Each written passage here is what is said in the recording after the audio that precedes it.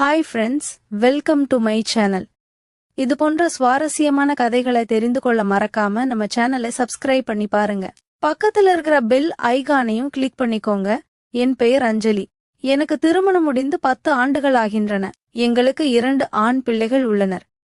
என் கணவர் என்னை விட்டு ஒரு நாள் கூட தனியாக உறங்க மாட்டார். நானும் அப்படித்தான். தினம்தோறும் நாங்கள் சந்தோஷமாக இருப்போம். ஒரு நாள் எனக்கு உடல்நிலை சரியில்லை.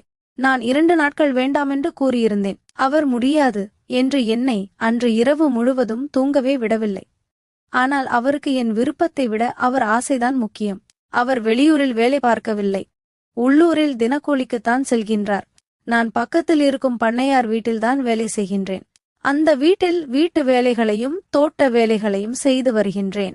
அவர்கள் கொடுக்கும் பணத்தில்தான் என் பிள்ளைகளை படிக்க வைக்கின்றேன். நாங்கள் கஷ்டப்படுவது போல் எங்கள் பிள்ளைகள் கஷ்டப்படக்கூடாது என்று நினைத்து பகலும் இரவும் உழைத்துக் கொண்டே இருக்கின்றேன். என் கணவர் வாங்கும் சம்பளத்தில் வீட்டிற்கு தேவையான பொருட்களை வாங்கி கொடுத்துவிட்டு மீதி பணத்தில் சேமித்து வைக்காமல் குடித்து விடுவார். இப்படியே நாட்கள் எல்லாம் கடந்து சென்றன. அப்போது என் தங்கைக்கு திருமணம் முடிந்து எங்கள் வீட்டிற்கு விருந்திற்கு அழைத்து வந்தோம். அப்பொழுது விருந்து முடிந்து அன்று இரவு புது தம்பதிகளை என்னுடைய ரூமிற்கு அனுப்பி வைத்தேன். இப்போ எப்பொழுதும் போல் என் கணவரும் சந்தோஷமாக இருக்க ஆசைப்பட்டார். ஆனால் நான் அன்றிரவு வேண்டாம், அவர்கள் சென்ற பின்பு பார்த்து கொள்ளலாம் என்று கூறினேன். அவர் எப்பொழுதும் போல் சந்தோஷமாக இருக்க வேண்டும் என்று விரும்பினார். என் கணவர் அழைத்தவுடன் நானும் வேண்டாம் என்று சொல்வேன். அது வழக்கம்தான். எப்பொழுதும் போல் இன்றும் தொடங்கியது. நான் காலையில் எழுந்து என் தங்கையை எழுப்பினேன். என் தங்கை வேகமாக வெளியில் வந்ததால் உடனே என் தங்கையிடம் காப்பியை கையில் கொடுத்தேன். கொடுத்துவிட்டு, நீ சந்தோஷமாக இருந்தியா என்று அவளிடம் கேட்டேன். அவள் உடனே மாமா போல் இல்லையே என்று கூறினாள். அப்படி என்றால் இரவு முழுவதும் எங்களைத்தான் அவள் கவனித்துக் கொண்டிருந்தாளா என்று நினைத்தேன். உடனே அவளிடம், இந்த இடம் வசதி உங்களுக்கு பிடிக்கவில்லையா? ஏதாவது பிரச்சனையா? சொல் என்று கேட்டேன். அவள் அதெல்லாம் ஒன்றுமில்லை என்று சொல்லிவிட்டு வேலைகளை பார்க்க சென்று விட்டாள். என் பிள்ளைகளை பள்ளிக்கு அனுப்பிவிட்டு நானும் வழக்கம் போல் பண்ணையாரின் வீட்டிற்கு வேலைக்கு சென்று விட்டேன். சென்று அங்கு அந்த வீட்டில் இருப்பது பண்ணையாரின் 2வது மனைவி. அவரது முதல் மனைவி இறந்துவிட்டார். பண்ணையாரின் 2வது மனைவிக்கு வயது ஒரு 28 இருக்கும். முதல் மனைவிக்கு ஒரு பெண் பிள்ளை உண்டு. அவள் கல்லூரி படிப்பை முடித்துவிட்டு வீட்டில்தான் இருப்பாள். பண்ணையாரின் வயது 50 தான். வேலைக்கு செல்வதும் போவதும் போதாதென்று பண்ணையாரின் மனைவி என்னை கவனிப்பார். அப்போது எனக்கு ஒன்றுமே புரியவில்லை. நான் அதை பெரியதாக எடுத்துக்கொள்ளவும் இல்லை.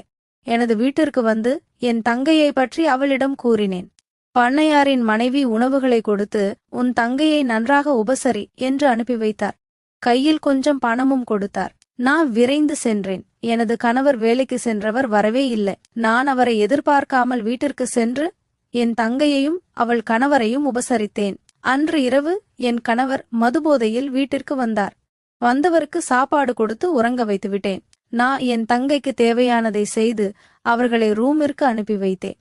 பிறகு நானும் போய் உறங்க சென்று விட்டேன். உடனே அவளிடம், தங்கையை அக்கா உறங்கிவிட்டாளா என்று ஜன்னல் வழியாக ஓரமாய் நின்று பார்த்தாள்.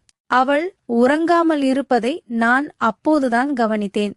அக்கா உறங்காமல் இருப்பதை கவனித்த நான் எனக்கு கொடுத்த பாலை வெளியில் எடுத்து வருமுன் அந்த பாலில் என கையில் இருந்த தூக்க மாத்திரையை 1க்கு 2 மடங்காக அதில் கலந்து என் அக்காவிடம் கொடுத்தேன். என் அக்கா அந்த பாலை என் மாமாவிற்கு கொடுக்கலாம் என்று முயற்சி செய்தாள். உடனே நானும், மாமாவை எழுப்பாதே, அவர் உறங்கட்டும், நீ அதை குடித்து விட்டுப்படு என்று கூறிவிட்டு அவள் பார்க்கும்படி என் ரூமிற்கு சென்றேன். சென்று ஜன்னல் வழியாக என் அக்காவை கவனித்தேன். அவள் பாலை குடித்துவிட்டு உறங்கிவிட்டாளா என்று கவனித்துக் கொண்டே இருந்தேன். சுமார் ஒரு அரை மணி நேரம் கழித்து என் ரூமை விட்டு வெளியில் வந்து என் மாமா அருகில் வந்து படுத்துக்கொண்டேன். அதன் பிறகு நானும் என்ன செய்வது என்று எனக்கு புரியவில்லை. என் அக்கா போல் அவரை நான் அணைத்துக் கொண்டேன். பின்பு விடியும் வரை தீபாவளிதான். விடியும் முன்பு என் ரூமிற்கு நான் சென்று விட்டேன். சென்ற பின்பு சிறிது நேரம் கழித்து ரூமின் கதவை தட்டும் சத்தம் கேட்டது. உடனே என் மாமாதான் தட்டுகின்றாரா என்று எனக்கு தோன்றியது. அப்போது என் மனதில், நான் தான் அவர் பக்கத்தில் இருந்திருந்தேன் என்று இந்து என் கதவை தட்டுகின்றாரா என்று பதற்றத்துடன் கதவை திறந்தேன். திறந்தவுடன் வியர்த்து பார்த்தேன். அங்கு இருந்தது என் அக்கா. எங்களுக்கு காப்பி கொடுக்க அவள் வந்தாள். நானும் சிரித்துக்கொண்டே குளிக்கச் சென்றேன். என் அக்கா முகத்தில் சந்தோஷத்தை பார்த்தேன். சிறிது நேரம் கழித்து என் வீட்டுக்காரர் வெளியில் சென்று விட்டார். அதன் பிறகு என் அக்கா ரூமிற்கு சென்று நான் ரூமை சுத்தம் செய்யலாம் என ரூமிற்கு சென்றால் நான் தூரத்தில் நின்று பார்த்து கொண்டிருந்தேன். உடனே அப்போது அஞ்சலி தூரத்தில் நின்று பார்த்தபோது அஞ்சலியின் ரூமிற்கு சென்றவுடன் அங்கு ரூமை சுத்தம் செய்யாமல் இன்று பார்க்கும் பொழுது வைத்த பொருள் வைத்த இடத்திலேயே இருந்தது. என் தங்கை மட்டும் மகிழ்ச்சியுடன் இருக்கின்றாள், செல்கின்றாள் என்று எனக்கு புரியவில்லை. நேற்று காலை அவள் கூறினாளே, மாமா போல் இல்லை என்று. ஒருவேளை தவறு ஏதும் நடந்திருக்குமோ என்று என் உள்ளம் கூறியது. என் கணவருக்கு ஆடைகளை எடுத்துக் கொடுக்க என் தங்கை ஓடினாள். உடனே எனக்கு சந்தேகம் அதிகமாகிக் கொண்டே இருந்தது. இதற்கு மேல் இவளை இங்கு விட்டு வைக்காமல் சரி வராது என்று நினைத்து அவளை ஊருக்கு அனுப்பி வைத்தேன். மறுநாள் காலையில் பண்ணையாரின் வீட்டிற்கு வழக்கம் போல் வேலைக்கு வந்தேன். அப்பொழுது பண்ணையாரின் மனைவி சோகத்துடன் இருந்ததை உணர்ந்தேன். நான் உடல்நிலை சரியில்லையா என்று கேட்டேன். மனம்தான் சரியில்லை என்று கூறினார். உடனே நான் என்ன பிரச்சனை என்று கேட்டேன். அதற்கு பண்ணையாரின் மனைவி, எங்கள் வீட்டில் பொருளாதார பிரச்சனை, அதனால் என்னை பண்ணையாருக்கு இரண்டாம் தாரமாக திருமணம் செய்து வைத்தார்கள். அப்பொழுது என்னை பண்ணையார் கவனித்துக் கொள்வதே இல்லை. எனக்கு மிகவும் கவலையாக உள்ளது. உன்னை பார்த்தவுடன் எனக்கு உன்மேல் வாழ்க்கையின் அமைதி ஏற்பட்டது என்று நினைத்தேன். ஆனால் என் பெற்றோர்கள்தான் மிகவும் மகிழ்ச்சியாக இருப்பேன் என்று நினைத்து கொண்டே இருக்கின்றார்கள். ஆனால் நான் ஒரு கூண்டில் அடைந்த கிளி போல் வாழ்க்கையை நடத்தி கொண்டிருக்கின்றேன் என்று கூறினார். அப்பொழுதெல்லாம் திடீரென்று பண்ணையார் அங்கு வந்தார். அப்பொழுது பண்ணையாரின் மனைவி உள்ளே சென்று விட்டார். பண்ணையார் என்னிடம், உன் கணவர் என்ன வேலை செய்கின்றார்? வெளியில் வேலை செய்வதை விட இங்கு வேலை பார்க்க கூறலாமே என்றார். உடனே, உன் வீட்டுக்காரன் மது அருந்தும் பழக்கம் உள்ளதா என்று கேட்டார். நான் உடனே இல்லை என்று கூறினேன். பண்ணையார் சிரித்துக் கொண்டே, நாளையிலிருந்து அவனை வரச் சொல் என்று கூறிவிட்டு சென்று விட்டார். நான் வீட்டிற்கு சென்று என் கணவரிடம், நீங்கள் வெளியில் எங்கும் வேலைக்கு செல்ல வேண்டாம், நான் பார்க்கும் இடத்திலேயே பண்ணையார் உங்களுக்கு வேலை தருகின்றார், உங்களை அழைத்து வரச் சொன்னார் என்று கூறினேன். என் கணவருக்கு மகிழ்ச்சி. சரி என்று கூறி இருவரும் வரும் வழியில் என் கணவரிடம் நான், நீங்கள் மது அருந்த மாட்டீர்கள் என்று பண்ணையாரிடம் நான் கூறியுள்ளேன்.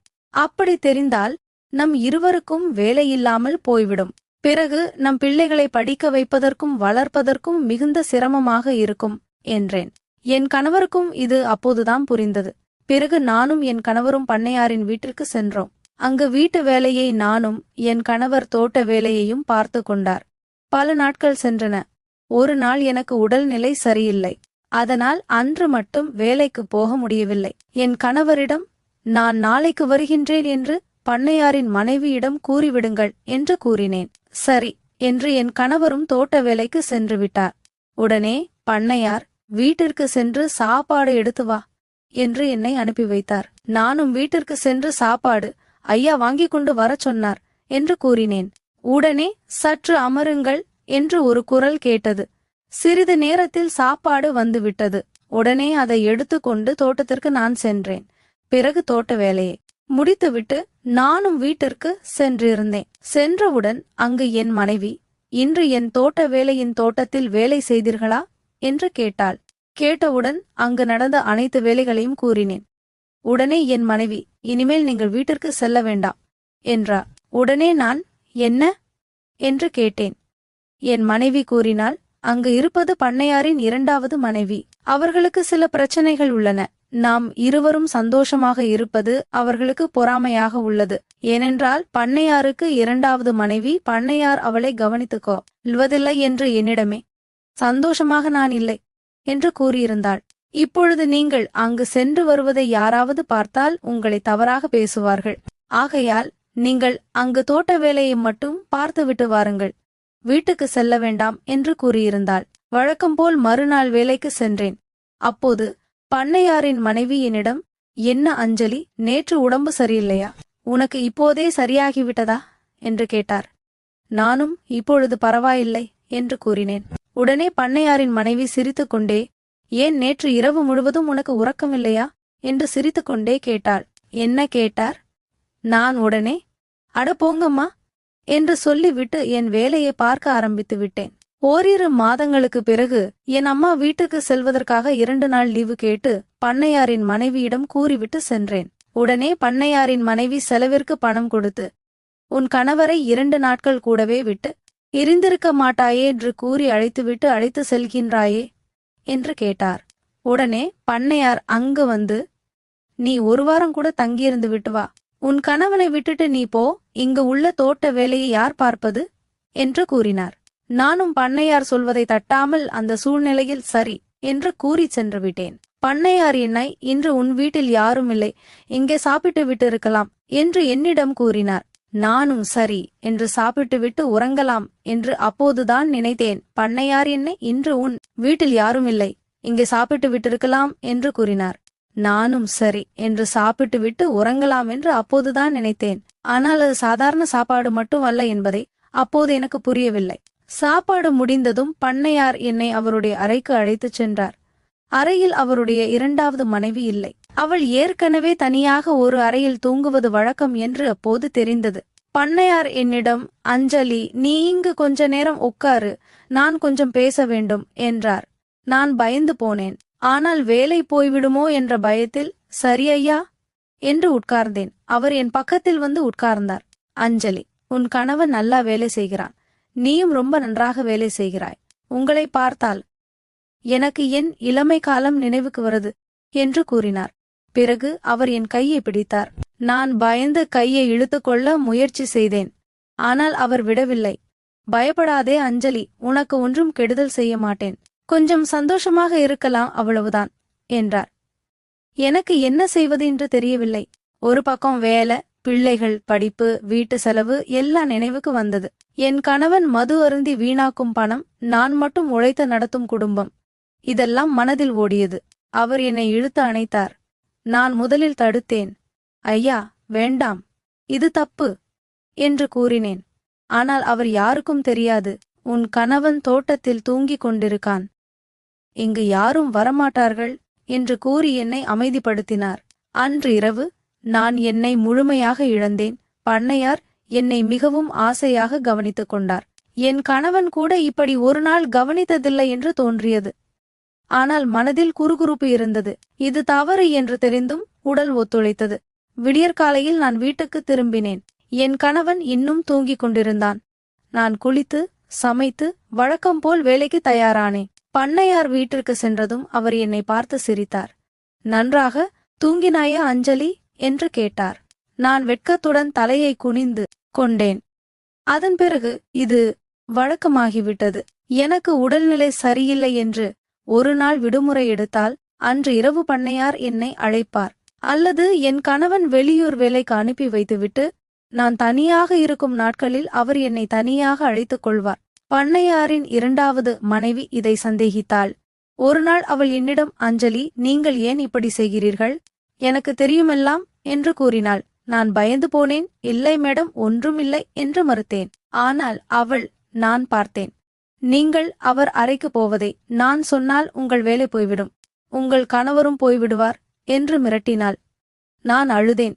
மேடம், தயவு செய்து சொல்லாதீர்கள், நான் என்ன செய்வேன் என்று கேட்டேன். அவள் சிரித்துக்கொண்டே, எனக்கு ஒரு உதவி செய், நானும் சந்தோஷமாக இருக்க வேண்டுமல்லவா, உன் கணவனை எனக்கு கொடு என்றாள்.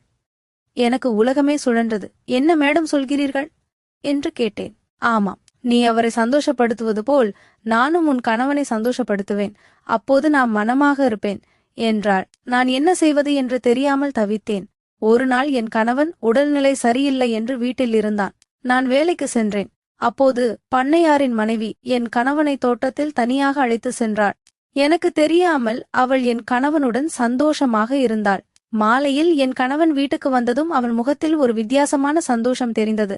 என்ன இன்று இவ்வளவு சந்தோஷமாக இருக்கிறாய் என்று கேட்டேன். அவன், ஒன்றுமில்லை, வேலை நன்றாக போனது என்று சொன்னான். நாட்கள் செல்ல செல்ல இது ஒரு ரகசிய ஒப்பந்தமாக மாறிவிட்டது. பண்ணையார் என்னுடன், அவருடைய மனைவி என் கணவனுடன் எல்லாம் ரகசியமாக நடந்தது. யாருக்கும் தெரியாமல் நாங்கள் 4 பேரும் இப்படி ஒரு விசித்திரமான உறவில் சிக்கிக் கொண்டோம். ஆனால் எனக்கு மனதில் ஒரு குறுகுறுப்பு அதிகமாகிக் கொண்டே வந்தது. என் பிள்ளைகள் பெரியவர்களாகி வருகிறார்கள். அவர்கள் இதை தெரிந்து கொண்டால் என்ன ஆகும், இந்த குடும்பம் எப்படி நடக்கும்? ஒரு நாள் பண்ணையாரின் முதல் மனைவியின் மகள் வீட்டுக்கு வந்தாள். அவள் கல்லூரி முடித்துவிட்டு வேலை தேடிக் கொண்டிருந்தாள். அவள் என்னை பார்த்து, அஞ்சலி அத்தை, நீங்கள் ரொம்ப அழகாக இருக்கிறீர்கள் என்று கூறினாள். ஆனால் அவள் கண்களில் ஒரு வேறு பார்வை தெரிந்தது. பிறகு ஒரு நாள் அவள் என்னை தனியாக அழைத்து, அத்தை, எனக்கு உங்கள் உதவி வேண்டும் என்றாள். என்னம்மா என்று கேட்டேன். அவள், என் அப்பா என்னை தவறாக பார்க்கிறார், நான் பயப்படுகிறேன், நீங்கள் மட்டும்தான் என்னை காப்பாற்ற முடியும் என்று அழுதார். எனக்கு அதிர்ச்சி. பண்ணையார் தன் சொந்த மகளையும் விடவில்லையா? இது எல்லை மீறி போய்விட்டது என்று தோன்றியது. நான் அவளை ஆறுதல் படுத்தி, பயப்படாதே, நான் பார்த்து கொள்கிறேன் என்றேன். ஆனால் உள்ளுக்குள் நான் முடிவு செய்தேன், இந்த ரகசிய வாழ்க்கை இனி தொடரக்கூடாது. நான் என் கணவனிடம் எல்லாவற்றையும் சொல்லி இந்த வேலையை விட்டு வேறு ஊருக்கு போக வேண்டும் என்று நினைத்தேன். ஆனால் அதற்கு முன் ஒரு பெரிய சம்பவம் நடந்தது. பண்ணையாரின் 2வது மனைவி கர்ப்பமாகிவிட்டாள். அது என் கணவனின் குழந்தை என்று எனக்கு தெரியும். அதை பண்ணையார் தெரிந்து கொண்டால் என்ன ஆகும்? நான் பயந்து போனேன். இந்த கதை இன்னும் முடியவில்லை. அடுத்து என்ன நடக்கும் என்று எனக்கே தெரியவில்லை. பண்ணையாரின் 2வது ஈவி கர்ப்பமாகிவிட்டாள் என்பது எனக்கு முதலில் ஒரு கனவு போல் தோன்றியது. ஆனால் அது உண்மைதான். அவள் வயிறு சற்று வளர ஆரம்பித்ததும் அவள் முகத்தில் ஒரு விசித்திரமான சந்தோஷமும் பயமும் கலந்து தெரிந்தது. நான் அவளை தனியாக பார்த்து, மேடம், இது என் கணவனோடதுதானே என்று கேட்டேன். அவள் சிரித்துக்கொண்டே, ஆமாம் அஞ்சலி, உன் கணவன் ரொம்ப நன்றாக கவனித்துக் கொண்டார். இப்போ நீ என்ன சொல்கிறாய்? இதை பண்ணையாரிடம் சொல்வோமா என்று மிரட்டினாள். எனக்கு காலே நடுங்கியது. மேடம், தயவு செய்து இது வெளியில் தெரிந்தால் எங்கள் குடும்பமே அழிந்துவிடும். பிள்ளைகள் என்ன ஆவார்கள் என்று கெஞ்சினேன். அவள், சரி, நான் மனமாக இருப்பேன். ஆனால் ஒரு நிபந்தனை. இனிமேல் உன் கணவன் என்னை மட்டும்தான் கவனிக்க வேண்டும். நீ பண்ணையாரோடு இரு, இப்படியே தொடரட்டும் என்றாள். நான் வேறு வழியின்றி தலையை ஆட்டினேன். நாட்கள் செல்ல செல்ல பண்ணையார் அதை கவனித்தார். அவள் வயிறு பெரிதாக தெரிய ஆரம்பித்ததும் அவர் மிகவும் மகிழ்ச்சியாக இருந்தார். எனக்கு இவ்வளவு வயசிலும் ஒரு குழந்தை, இது கடவுளின் அருள் என்று சொல்லி அவளை மிகவும் கவனித்துக் கொள்ள ஆரம்பித்தார். அவளுக்கு பிடித்த உணவுகள், பழங்கள், டாக்டர் எல்லாம் பார்த்து கொண்டார். ஆனால் உள்ளுக்குள் அவளுக்கு பயம். ஏனென்றால் குழந்தை பிறந்தால் அதன் முகத்தில் என் கணவனின் அம்சங்கள் தெரியுமோ என்று. என் கணவனும் அதே பயத்தில் இருந்தான். ஒரு நாள் இரவு அவன் என்னிடம், அஞ்சலி, இது என்ன பண்ணிட்டோம், இப்போ என்ன செய்வது என்று அழுதான். நானும் அழுதேன். நம்மால் முடிந்ததை செய்வோம், ஆனால் இனிமேல் இதெல்லாம் நிறுத்தணும் என்றேன். அதே சமயம் பண்ணையாரின் முதல் மனைவியின் மகள், அவள் பெயர் பிரியா, என்னை தனியாக அழைத்தாள். அத்தை, நான் சொன்னது ஞாபகம் இருக்கா? என் அப்பா என்னை தவறாக பார்க்கிறார். இப்போ இன்னும் மோசமாக ஆகிவிட்டது. நீங்க உதவி செய்யலன்னா நான் தற்கொலை செய்து கொள்வேன் என்று அழுதாள். எனக்கு மனசு கஷ்டமாக இருந்தது. ஒரு பக்கம் என் சொந்த பிரச்சனை, இன்னொரு பக்கம் இந்த பாவம். நான் அவளை ஆறுதல் படுத்தி, பிரியா, பயப்படாதே, நான் ஒரு வழி பார்க்கிறேன் என்றேன். நான் முடிவு செய்தேன், எல்லாவற்றையும் வெளியில் சொல்லிவிட வேண்டுமென்று. ஆனால் யாரிடம்? காவல்துறையிடமா அல்லது ஊராரிடமா? எதுவாக இருந்தாலும் எங்கள் வாழ்க்கை முடிந்துவிடும். பிள்ளைகளின் எதிர்காலம். ஒரு நாள் இரவு நான் பண்ணையார் அறைக்கு சென்றேன். அவர் என்னை ஆசையோடு அழைத்தார். ஆனால் நான் அமைதியாக உட்கார்ந்து, ஐயா, ஒன்று சொல்ல வேண்டும் என்றேன். அவர், என்ன அஞ்சலி என்றார். நான் தைரியம் திரட்டி, ஐயா, உங்க மனைவி கர்ப்பமாக இருக்கிறது உங்களுக்கு தெரியுமா என்றேன். அவர் சிரித்து, தெரியும், நான் தானே காரணம் என்றார். நான், இல்லை ஐயா, அது என் கணவனோடது என்று சொன்னேன். அவர் முதலில் நம்பவில்லை. பிறகு கோபத்தில், என்ன சொல்கிறாய் நீ என்று கத்தினார். நான் எல்லாவற்றையும் சொன்னேன். எப்படி அவள் மிரட்டினாள், எப்படி என் கணவனோடு, எல்லாம். பண்ணையார் அதிர்ச்சியில் உட்கார்ந்தார். பிறகு அவர் அழ ஆரம்பித்தார். நான் என்ன பாவம் செய்தேன்? என் வீட்டில் இப்படி ஒரு அழுக்கு நடக்குதா என்று அழுதார். நான், ஐயா, இதுக்கு நானும் காரணம். நான் உங்களோடு தவறு செய்தேன். ஆனால் இப்போ எல்லாத்தையும் நிறுத்தணும் என்றேன். அவர் அமைதியானார். பிறகு, சரி அஞ்சலி, நீங்களும் உன் கணவனும் நாளைக்கே இங்கிருந்து போய்விடுங்கள். நான் உங்களுக்கு கொஞ்சம் பணம் கொடுக்கிறேன். ஆனால் இதை வெளியில் சொல்லக்கூடாது. நானும் என் மனைவியை ஏதாவது ஒரு ஊருக்கு அனுப்பி வைக்கிறேன் என்றார். நான் வீட்டுக்கு வந்து என் கணவனிடம் எல்லாம் சொன்னேன். அவன் பயந்து போனான். நமக்கு பணம் கொடுப்பாரா, நம்பலாமா என்றான். நான், வேறு வழி இல்லை, நாளைக்கே கிளம்பிடலாம் என்றேன். மறுநாள் காலை பண்ணையார் எங்களுக்கு ஒரு பெரிய தொகை பணத்தை கொடுத்தார். இது உங்கள் பிள்ளைகளுக்கு. போய் வேறு ஊரில் ஒரு நல்ல வாழ்க்கை ஆரம்பியுங்கள். என் பெயரை வெளியில் சொல்லாதீர்கள் என்றார். நாங்கள் பிள்ளைகளோடு அங்கிருந்து கிளம்பினோம். ஒரு தூரமான ஊருக்கு போய் ஒரு சின்ன வீடு வாடகைக்கு எடுத்தோம். என் கணவன் மது அருந்துவதை முழுமையாக நிறுத்திவிட்டான். நானும் ஒரு தையல் வேலை ஆரம்பித்தேன். பண்ணையார் கொடுத்த பணத்தில் பிள்ளைகளை நல்ல பள்ளியில் சேர்த்தோம். நாட்கள் செல்ல செல்ல எல்லாம் மறந்து போனது போல் ஆகிவிட்டது. ஆனால் ஒவ்வொரு இரவும் நினைவுக்கு வரும் அந்த பண்ணையார் வீடு, அந்த ரகசியங்கள், அந்த தவறுகள். ஒரு நாள் செய்தித்தாளில் ஒரு செய்தி பார்த்தேன். பெரிய பண்ணையார் ஒருவர் தன் இரண்டாவது மனைவியை விவாகரத்து செய்து அவளை ஏதோ ஒரு தொலைதூர ஊருக்கு அனுப்பிவிட்டார் என்று. அது நம்ம பண்ணையார்தான் என்று எனக்கு தெரியும். பிரியாவுக்கு என்ன ஆனது என்று தெரியவில்லை. ஒருவேளை அவளும் தப்பித்திருப்பாள் என்று நம்புகிறேன். இப்போது நாங்கள் ஒரு அமைதியான வாழ்க்கை நடத்துகிறோம். என் கணவன் என்னை மட்டுமே கவனிக்கிறான், நானும் அவனை மட்டுமே. பிள்ளைகள் நன்றாக படிக்கிறார்கள். ஆனால் வாழ்க்கை ஒரு பாடம் கற்றுக் கொடுத்தது. ஒரு தவறு ஆரம்பித்தால் அது எத்தனை உயிர்களை பாதிக்கும் என்று. இந்த கதை இப்போது முடிந்தது போல் தோன்றுகிறது. ஆனால் வாழ்க்கையில் எதுவும் முழுமையாக முடிவதில்லை அல்லவா?